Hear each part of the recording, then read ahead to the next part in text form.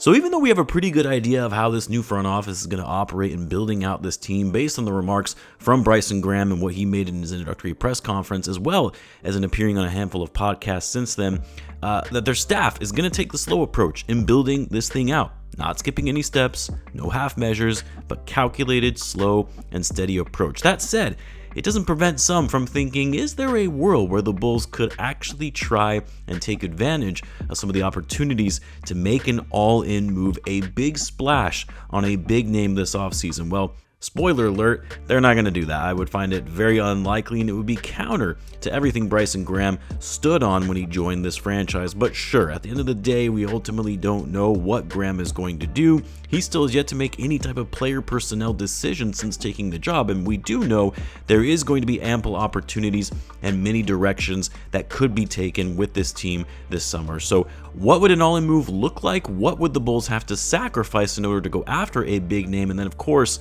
why all of this is unlikely to happen. So what's going on, everyone? You're listening to Bulls Central here. Hope you're all doing well. Hope you all had a great weekend, by the way. Summer is here. The NBA Finals is right around the corner. And with the conclusion of the Finals, you officially have free agency opening for any teams to offer contracts to their free agents that are currently on the roster before free agency opens up to everyone on July 1st, where any team can make offers to any free agent. But as most have come to realize now, that free agency in the NBA isn't what it used to be. The new CBA was designed to give teams major advantages to be able to retain their players by offering early extensions, including the ability to offer restricted free agents offers before the free agency period opens for the rest of the league. So you're seeing more and more of the biggest names, the biggest stars never hitting unrestricted free agency. And the approach from the player's perspective has always been sign the deal, sign the extension, get your bag, and then request a trade after the fact if it's not working out.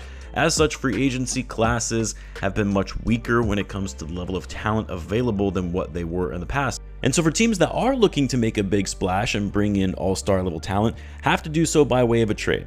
And in order to acquire that star level player, unless said talent has become a distressed asset, you're going to have to give up a haul, a lot of future assets to be able to convince a team to give up their star player, or at least enough to be the highest bidder if a team star is actually requesting a trade, or the team is looking to go in another direction, realizing that their roster has hit its ceiling and they want to jumpstart their rebuild. But be all of that as it may, when it comes to this offseason, the first player, the biggest player that comes to mind is Giannis Antetokounmpo. After being in trade rumors all season, even dating back to last offseason, the back and forth weird signals from both sides, whether it be Giannis and his representation and the Bucks stating they're open for business, but actually no, we're still going to try to convince Giannis to stay and bring in more talent to build a contender around him. All of it has just been a mess, and I think this offseason it's finally going to come to a head and Giannis is ultimately moved. Now, the Bulls surprisingly do have the assets to make a play at Giannis. If they really wanted to, they could outbid most of the league to entice the Bucks on trading Giannis and help the Bucks kickstart a rebuild. The Bulls have all of their future first-round picks. They have 2 first-round picks in this draft, including the 4th pick in what is expected to be a top 4 heavy draft. 2 second-round picks in this draft as well. Of course, a multitude of second-round picks in the future. And then they also have some young assets that would be intriguing to the Bucks if they're going on a rebuild in Modest Bucelis, Noah Senge. Here's the problem, though. The Bulls would have to give up so much to bring in a player like Giannis. We're talking, at a minimum, the 4th pick and likely 3 to 4 future first-round picks on top of Modest, probably a Senge, and other salary filler expiring deals like Jalen Smith, Okoro, Trey Jones. That after all of that, you're left with minimal future assets to even be able to build around Giannis, or even put yourself in a position to contend. Giving up your future assets using most of your cap space to take on Giannis's contract, which doesn't factor in that you're going to have to offer him a max extension in order to retain him long term, and then filling out the roster on the margins with vet min deals, mid-level deals. Great. Now, you, the Chicago Bulls, are the Milwaukee Bucks, and where they find themselves at today. That's not worth it. As great as Giannis is, yes, I think when healthy, he's a top 5 player in the league, but he's also 31 years old. He's had more injury challenges recently, so mortgaging your entire future on this guy and limiting your ability to actually assemble a competent roster around him would be a disaster and would instantly make people question whether Bryson Graham is the right man for the job. So even though I see people on Twitter and Reddit, not many, but some, talking about how the Bulls should still try and make a play at Giannis, try and take advantage of the Bucks' desperation and land a superstar player, it's just not the play here. It doesn't make sense. Yes, I'm just as desperate for superstar level talent, superstar players on the Bulls like you all are, but this isn't the way to do it. Giannis is going to go to a contender where he can compete for championships. He's going to have the power and leverage in this situation, and the Bulls shouldn't even be a consideration for both sides, really. But what other big names, what other star level players could be on the move this summer? We've heard some rumblings that the Celtics could look to move Jaylen Brown, knowing that he's due for a contract extension that is going to be one of the largest in league history at a max rate.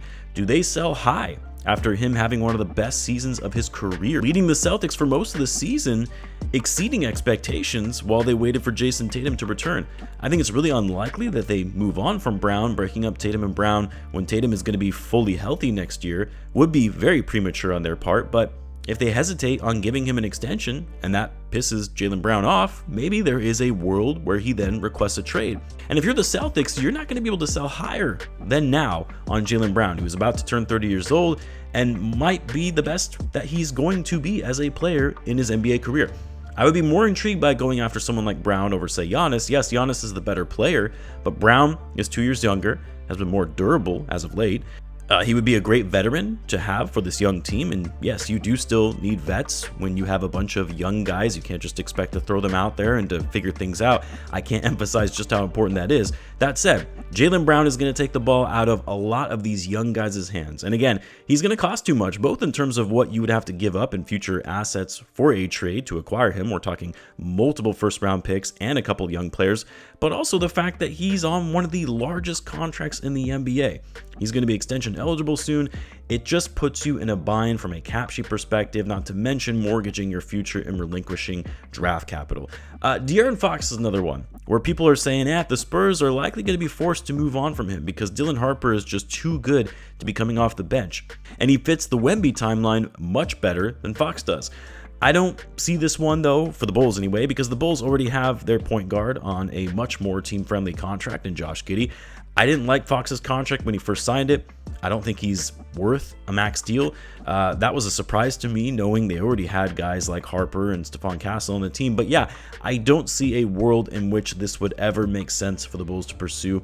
I put Fox, as more of a fringe all-star level category player and not a true perennial all-star like some of these other guys that we're talking about here.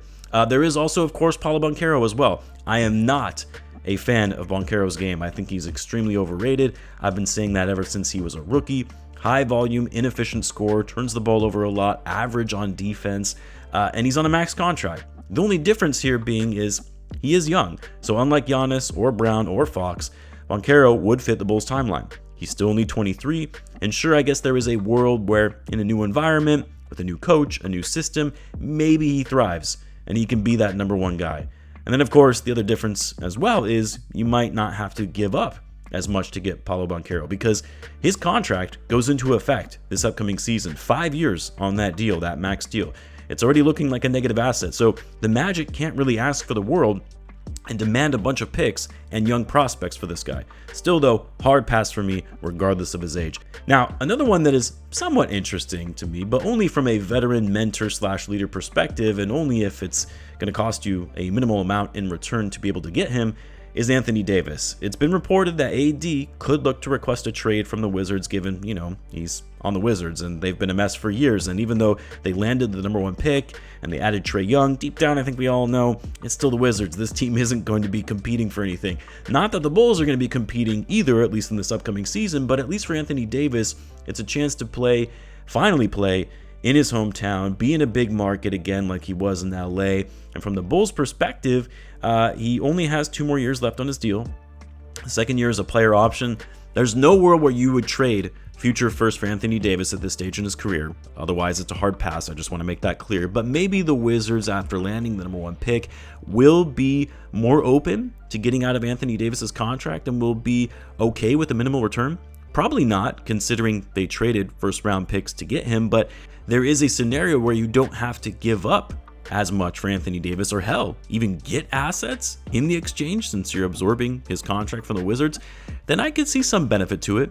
And that you're not talking about a player who needs the ball in his hands to be successful. He's great in the pick and roll, strong interior presence when he's healthy. He's an elite defender and rim protector. And, having an older veteran mentor who has championship level experience is actually more valuable than you might think for guys like Modest, Senge, presumably Caleb Wilson, if that's who the Bulls end up drafting. But look, at the end of the day, while some might be eager for the Bulls to quickly land a big name, bring some excitement back to the franchise, try and get a more accelerated timeline to compete now, it's just not the smart thing to do given where this team is at right now. The Bulls were fortunate enough to move into the top 4, fortunate enough for that Portland pick to convey and have it land as the highest pick possible and one of the best drafts we've seen in over a decade. Right now, it's not the time to go all in. It's best to be patient, build from the ground up, develop your talent, be strategic, be calculated in bringing the Bulls back to contention. Just my thoughts on the matter though. I'd love to hear what you guys think. You let me know in the comments. As always, be sure to subscribe, and I will see you in the next one.